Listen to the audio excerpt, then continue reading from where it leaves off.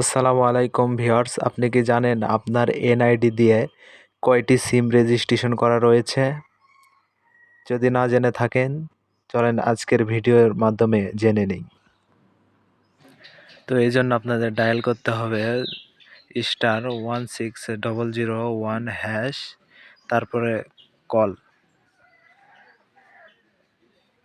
তারপরে এরকম একটা অপশন আসবে। এই অপশনে আপনি যে এনআইডি কার্ডের এনআইডি কার্ড চেক করবেন যে কয়টা সিম রেজিস্ট্রেশন আছে, সে এনআইডি কার্ডের লাস্টে 4টি ডিজিট বা সংখ্যা আপনাকে লিখতে হবে।